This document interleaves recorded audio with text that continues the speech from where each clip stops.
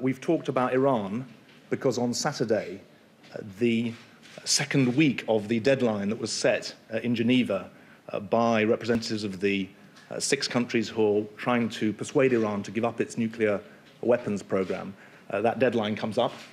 And we remain very committed to the dual-track approach, which says that Iran does need to freeze its uranium enrichment program, that there are incentives for them to do so, but there will be economic consequences if they don't. We've also talked about the situation in Africa, notably in Zimbabwe, where we've been working very closely together on recent European action in that area.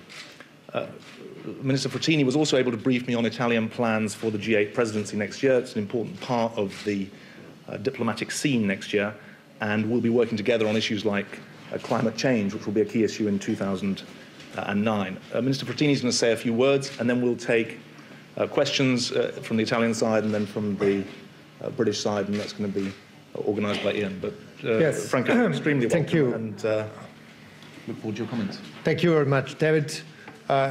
It was a very interesting and very fruitful meeting.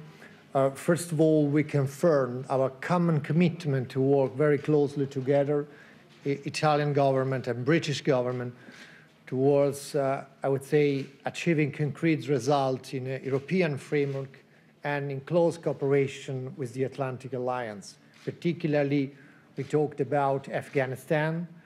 We talked about how to concretely cooperate towards consolidation and stabilization of Afghanistan, looking at incoming general elections that will take place in next year in Afghanistan, how to consolidate the government, how to get more and more practical results also in terms of civil reconstruction to alleviate, I would say, the sufferings of the civil population there.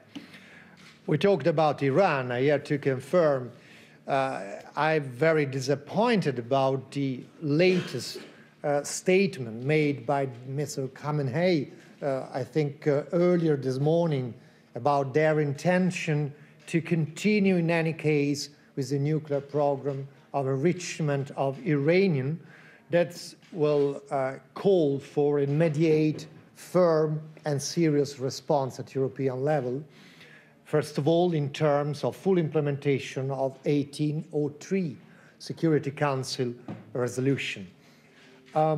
Also, we talked about Western Balkans, and of course, I'm looking forward to the continuation of the process, bringing, for example, Serbia closer to EU perspective after the very important arrest of Mr. Karadzic and after the surrender of Mr. Karadzic of the Hague Tribunal, which is in itself a very positive result that deserves our appreciation.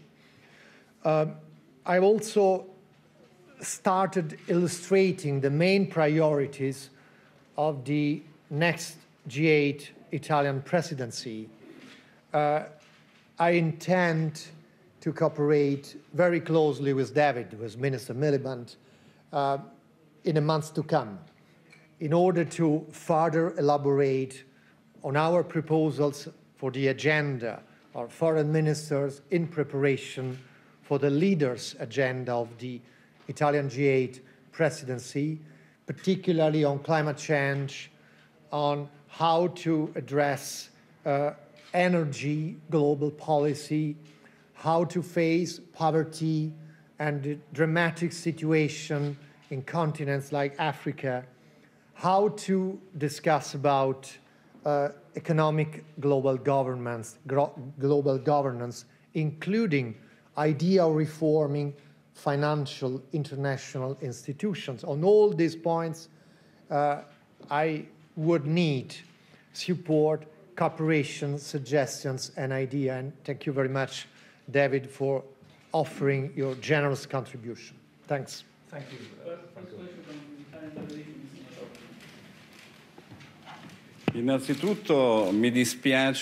First of all, I'm very sorry that I've put my jacket on, because if I had known, I would have certainly not worn it either. Anyway, the question I'd like to ask you if I'd like to ask a question of the Minister Frattini, and it's a question which is, in fact, out of the actual program today and outside of the meeting with the Minister. It's with regard to China and the Olympic Games. With regard to China, obviously, Italy will be represented at the inauguration, but the President of the Council won't be there. The Minister for Foreign Affairs will be there. So why has the Italian government made that choice?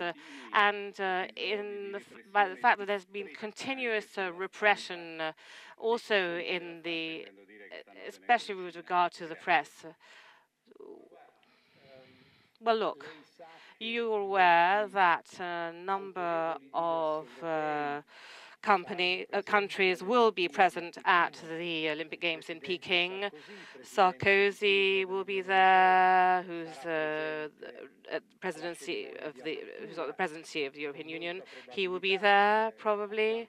And as far as I understand, I think the Prime Minister Gordon Brown will also be there at the close, and there will be some other European leaders. Italy does not intend to politicize a major sporting event.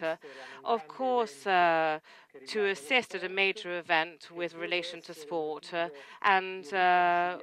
has to be a place where we can have reconciliation. And after all, you all know that the people who have been invited are prepared, and the Olympic Games Committee, in fact, they're the ones who've put forward the invitation, and not China.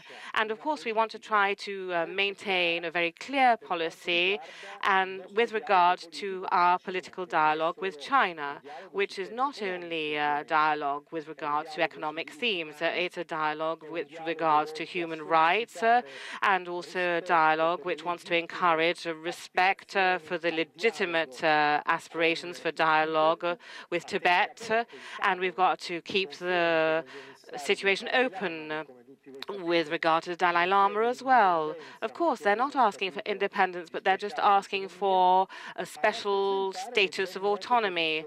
And Europe's position is well noted, but that's got to be distinct or different from the ceremonies. I won't have political meetings with the Chinese authorities, the fringes, specifically because, to my mind, sport is sport, and it's a moment of reconciliation, of peacemaking and cohesion, and it can't be a moment where positions which are different are presented, because after all, Europe has got a different position, and so is Italy with regard to the Chinese government. So that's the reason why I'm going to be present, and it's also the reason why, very willingly, I accept the invitation from the Olympic Games Committee to represent the Italian government as Secretary for Sport. And the Secretary for Sport will also be there in the delegation. And, of course, the same decision was made in Europe. European leaders within Europe have discussed this, and the decision was made for President Sarkozy to participate and for other leaders as well. But of course, every European leader has made his own choice. James Landau, BBC News. Foreign Secretary, are you campaigning for the leadership of the Labour Party? No, I'm not campaigning for anything other than a successful Labour government.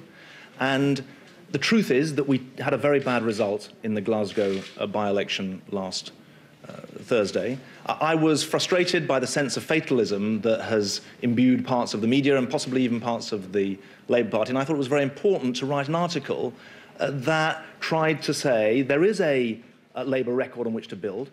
There is a very clear Labour vision of the future of this country that offers change, significant change, and that there is an emptiness about the Conservative Party that means we can get after them in a very serious way. And I think that that is the right approach for all members of the party. Gordon will lead us forward, and the rest of us have a contribution to make. And that is what I, and I'm sure others, are determined to do.